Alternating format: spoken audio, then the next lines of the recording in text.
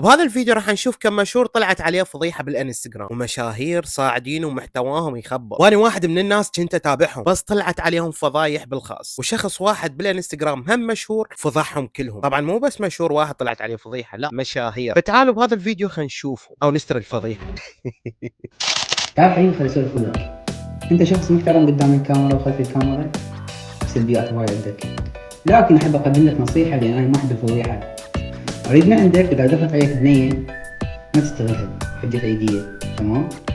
لان انت مشهور، انت واجهة مجتمع، انت تنقل صوره جيده عن العراق، لازم عن مشاهير العراق.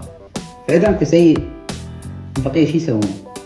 تحياتي لك وحسن من نفسك، واذا تريد دليل تعال على الخاص، واذا عندك رد. اوكي طبعا هذا الشخص انا كنت اتابعه وكنت متابعه بالانستغرام وحتى ملتقي به، بس هو ما يدري بي انه انا مشهور وهيك شيء. وطبعا حسب قولة هذا الولد انه طالع عليه فضيحه او مراسلات انه يدز المراهقات شوفيني بين قوسين. طبعا حسب كلام الولد انا ما عليه انه واصلاته رسائل او فيديوهات او صور انه هذا الشخص يطلب من بنات متابعينه، بنات مراهقات، يطلب من عندهم صور الهن لا اخلاقيه. وطبعا هذا الشخص ورا ما نزل عليه فيديو ما رد. هو المفروض يطلع يقول، حتى لو يقول ذكاء صناعي عادي نصدقك، بس مو ظل ساكت يا اخي. المهم طبعا مو بس هذا، وهوايه اشخاص بالانستغرام نزلت عليهم فضايح. فتعالوا خلينا نشوف. طبعا هو هذا الشخص نفسه نزل عليهم فضايح، ما ادري منين جت ذني الملفات، عبالك ملفات ابستين. المهم تعالوا خلينا نشوف، خلينا نستر الفضايح.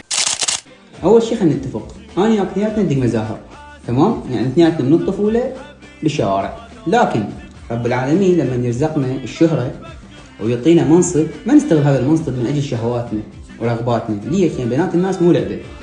انت حبيبي اكثر من مره تحاول تتقرب من بنات المراهقات وتطلب معهن سوالف ومطلعات وطبات وصور.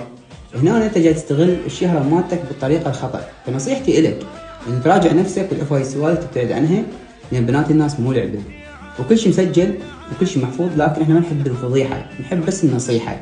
فاستقبل النصيحه ولم جماعتك وتعال اهجم انت والمشاهير البقيه كلكم بالسلام. اوكي طبعا علي السلام واحد من المشاهير هم نزلت عليه فضيحه، اللي هو اللي ينزل سكتشات بالانستغرام مضحك. والصراحه ذول المشاهير كلهم طلعت عليهم فضايح هجموا على هذا الشخص. وواحد من الناس همات عباس رحيم همات بالانستغرام، اغلب الناس تعرفه، وصديقه والتيم مالته هم طلعوا عليهم فضايح. طبعا هسه واحد من الناس علي سلام حسب قولة الولد انه يطلب هم من البنات اللي يتابعوه صورهن او صور جسمهن او صور غير اخلاقيه بين قوسين. فما اعرف ايش بيهم ذول المشاهير. تعالوا خلينا نشوف بعد. اريد استرهم بس اوقف انا مليت من اشوف من هذا ومن هذا. انا اريد واحد حكم يوقف بالنص ويقول لنا النتيجه. والله خلينا نشوف انه واحد مختصر العركة هذا ضد هذول، هذا فضح هذول ويقول عندهم قنوات وجروبات زائد 18 وشغلات كلش عيب، ويجيبون المراهقات ويطلعون عينهن ويهددون يعني الى اخره شغلات ما تنحكي. هذا رد اللي زابط ابو صوت السنجاب انه حاضرني اللي مقرفع ما اعرف ليش، وهذا ما رد لم يوزع عيديات، انما هذا اعترف بغلطه وقال انا بطلت هاي السوالف وهسه على باب زواج. وهذا قبل نزل ايات قرانيه وقال هاي سوالف قديمه وحرك العناصر مالته قام ينزلون على باس الكربلاء وتصميمات وسخام، ومنهم اعترفوا بالغلط ومنهم يقولون لا هاي مفبركه وابتزاز. اجى هذا سمع الطرمبه دخل للساحه وانغسل غسله وطلع عليه سوالف كل صحيحه، لان يدز بصمه كله بصمه، حتى مو كتاب، بس لو كتاب يقول مفبرك بس بصمه لا ما هاي مثبوته عليك.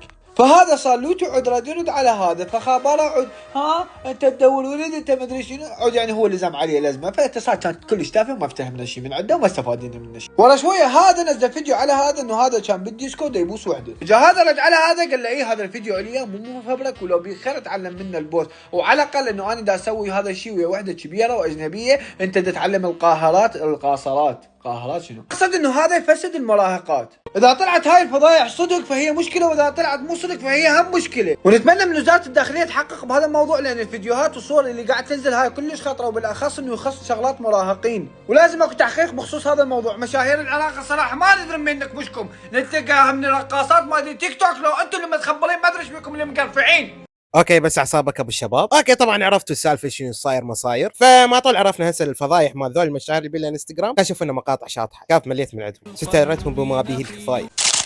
امنيتي كل عراقي الزوج مالتهن ب 2000 دينار.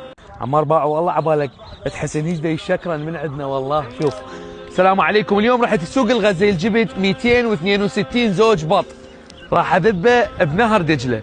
مثل ما تشوفون منسوب الماي صاعد الحمد لله.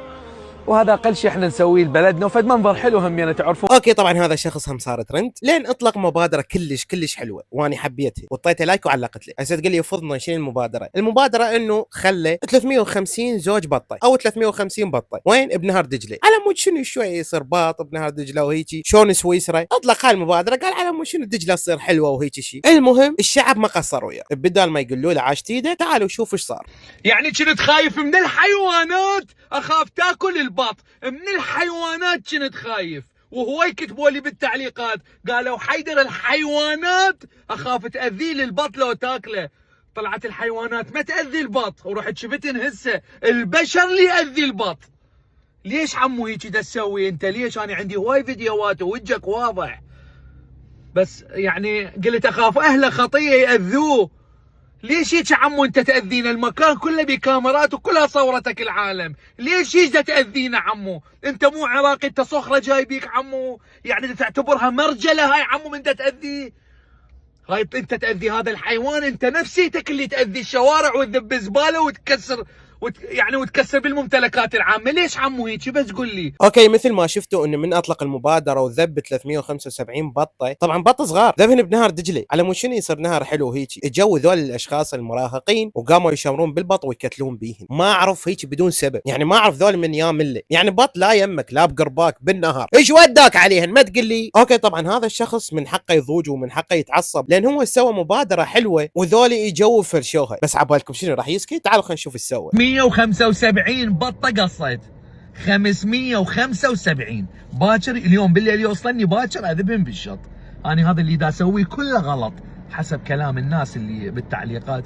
حجي هذا البلد بلدي، هاو بشرط البطه اللي قصيته ما اعرف البش كلها دبلات قصيت راح تشوفون. اوكي طبعا قص بط وهم راح يجيبها ويخليها بنهر دجله، بس اتمنى من الحكومه انه ما يخلون اي شخص يتقرب لهاي المنطقه، انه خافوا ياذون البط او هيك شيء. طبعا انا احيي هذا الشخص لان هذا الشخص وطني، ولا حد يقول لي وطني لو مولد طيح حظه، المهم وطني ويحب بلده، يعني نادر ان انا اشوف شخص يحب بلده الصراحه، كلها ولائها الغير دوله. وطبعا قبل لا ننهي الفيديو خلينا نشوف لنا فيديو ايجابي.